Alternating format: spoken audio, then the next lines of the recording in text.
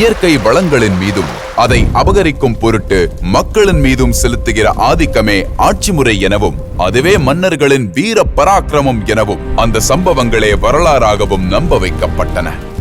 இந்த வெற்று புகழ்ச்சிகளை தவிர்த்து இங்கு யாரும் யாருக்கும் மன்னன் இல்லை, யாரும் யாரையும் ஆளவும் இல்லை, இயற்கைதான் நம்மை ஆள்கிறது என்றான் பரம்பின் நாயகன் வேள்பாரி.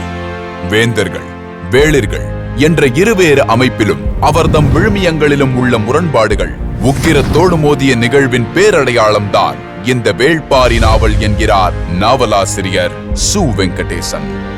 ஆம், இனக்குழுக்களின் சமூகம் நிறைவுற்று உடைமைச் சமூகம் பூதாகரம் கொள்ளும் அபாய காலத்தை பேசும் இப்பெருநாவல் தமிழ் சங்க இலக்கியத்தின் பெருவெளியின் மனசாட்சியாக நிமிர்ந்து நின்று புகழ் சேர்க்கிறது.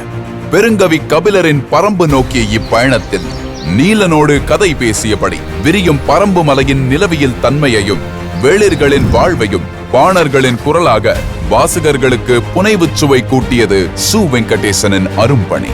வேளிர்களின் வாழ்வு காதலும் வீரமும் நிறைந்தது. இயற்கையின் இயங்கு சக்தி காதல்தான். ஆதி காதலாக முருகனின் காதலில் தொடங்கி பாரி ஆதினி, நீலன் மயிலா, அங்கவை உதிரன், கோவன் செம்பா என தீரா காதலின் செவ்வியல் தன்மை நாவலெங்கும் விரவி கிடக்கிறது. ஆதன், செம்பன், எவ்வி, கூழையன், தேக்கன், வேலன், மதங்கன், மதங்கி, சங்கவை, பொற்சுவை, சுகமதி, யாழ் தேவதை என நாவலின் கதாபாத்திரங்கள் காலத்தின் செய்திகளை உரக்கப் பேசுகிறார்கள். பேரரசுகளால் வஞ்சிக்கப்பட்ட இனக்குழுக்கள் நடத்தும் கொற்றவை கூத்தின் ஒவ்வொரு நாளும் ஒவ்வொரு அதிர்வும் உடுக்கை ஒலி என பரம்பை கடந்து நம்மையும் உலுக்குகிறது.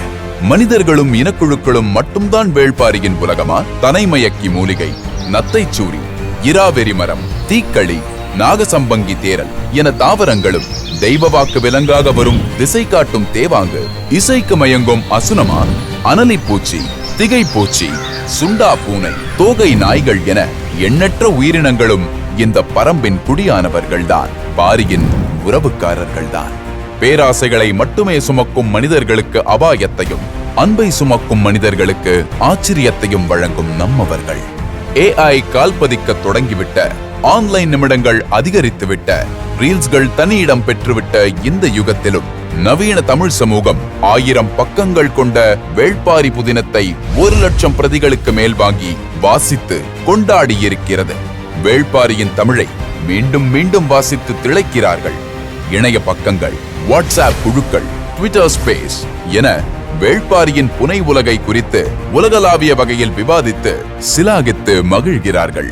இயற்கை, தெய்வங்கள், திரைப்பட நாயகர்களின் பெயர்களை மட்டுமே தம் குழந்தைகளுக்கு சூட்டி மகிழ்ந்த தமிழ் சமூகத்தில் பாரி, நீலன், ஆதினி, உதிரன், மயிலா, செம்பா, எவ்வி, சுகமதி என வேள்பாரியின் கதாபாத்திர பெயர்களை சூட்டி பெரும் பண்பாட்டு எழுச்சியையே தொடங்கி வைத்திருக்கிறார்கள் வேள்பாரி வாசகர்கள்.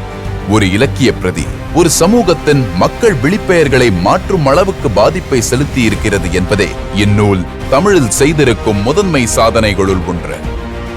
2000 ஆண்டுகால இடைவெளியை தன் எழுத்தால் இணைத்து தமிழின் கலை இலக்கிய பண்பாட்டு தளத்தில் ஆழச்சுவடு பதித்திருக்கிறார் ஆசிரியர் சு. வெங்கடேசன். அவரின் எழுத்துக்களுக்கு வண்ணம் சேர்த்து உருவம் கொடுத்தார் ஓவியர் மணியம் செல்வன்.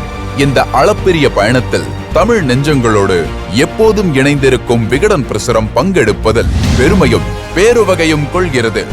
வஞ்சத்தால் வீழ்த்தியவர்கள் வரலாற்றிலிருந்து தூக்கி எறியப்பட்டார்கள்.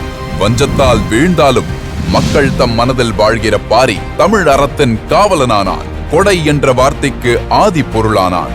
வீரத்திற்கான மெய்ஞான அர்த்தமானான்.